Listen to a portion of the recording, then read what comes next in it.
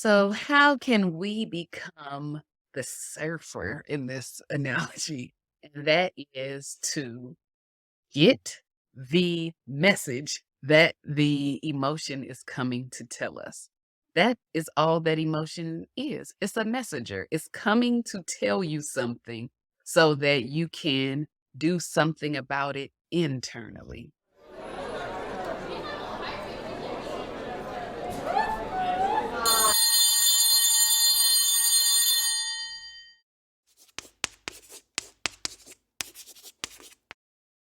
Here's what we tend to do when emotions come. We tend to try to just repress them, push them down, not experience them.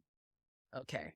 That doesn't always work so great, especially if you continue to repress them because you're pressing it down, you're pressing it down. You ultimately will become depressed because all of these emotions are now pressing upon this moment's emotion. You can't even feel anything now because all of the emotions of the past are basically weighing down on you and not allowing you to express what you feel right now. You don't even know what you feel right now because everything is seen from this perspective of the things that are weighing you down. You feel heavy and just down with the carrying around of those emotions from previous experiences.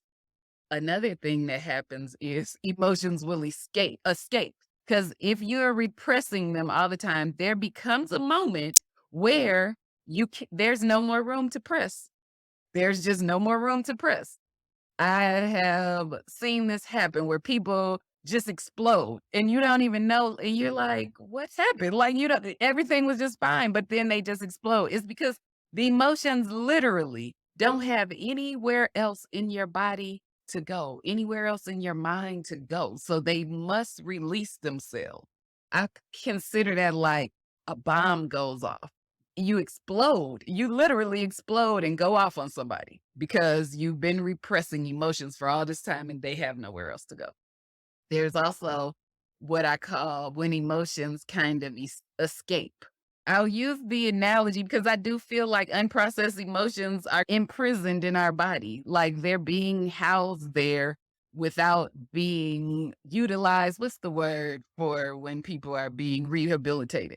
Consider the rehabilitation of the emotions. They're there to give a message. That's their job to redeem themselves, to give the message. Once they give the message, they can be released. Once they testify, they can be released. Think of it in terms of all those Law and Order shows where people testified and then they were free to go. Same thing like that. Once your emotions testify and tell you what they're there to say, they are free to go and you will not experience them in that same way anymore. You might remember them, but they don't initiate some feelings in your body anymore. They're not coming up in the search engine. You cleared the cache. So now they're gone, right? The ones that sneak out in times that are inappropriate, you're going off on someone based on something that someone else did.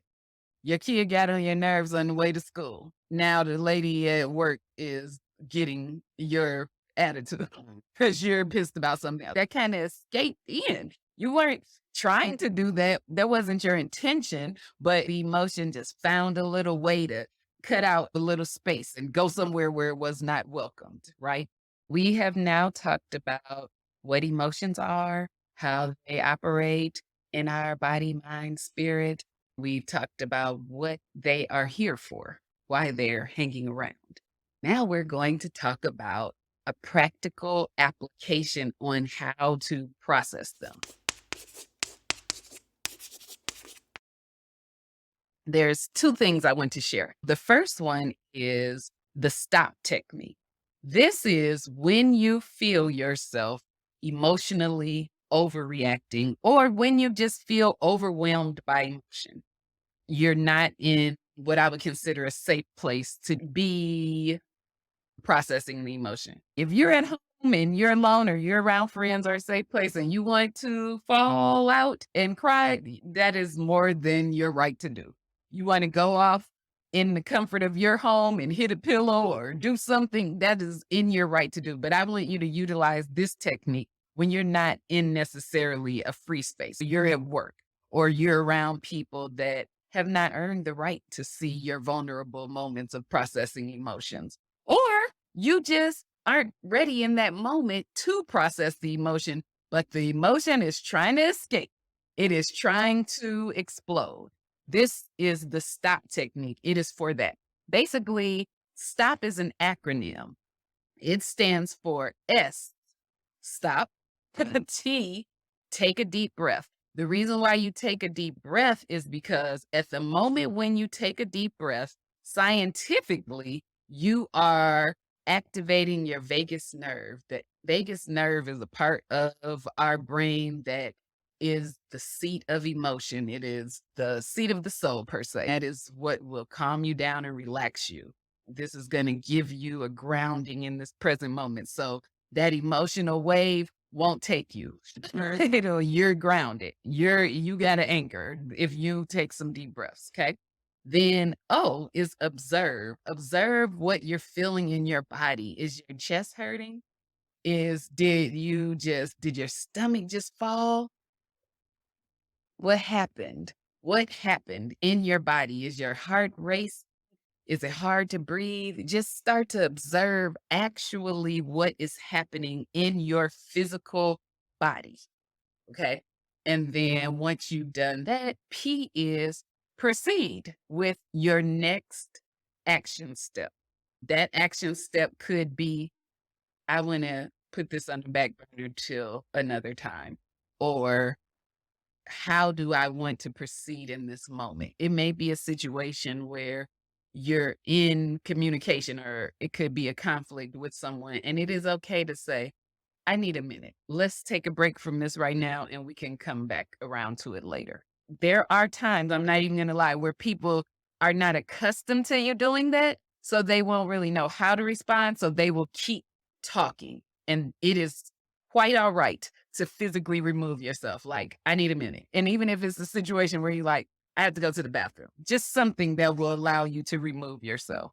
Or if you do feel like now that you're calmed down and you can actually give the response that is aligned with who you are and not something that's based on an incident that happened previously, then you can proceed.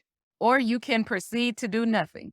Then move on to the next step in your process, whether it's now you can journal or now you can speak to the person as if nothing is bothering you for now, because this is just in situations where it's not safe to process the emotion in the environment that you're in now, but you have now stopped yourself from having a reaction that you did not want to have. That is called the stop technique.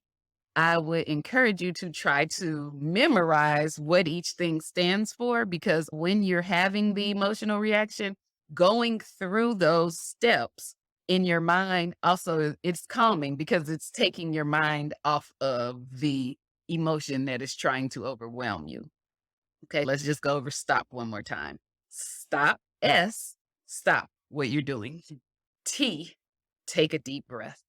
O, observe the emotions in your body. P, proceed with the next action step that is authentic to who you want to be. That is the stop technique.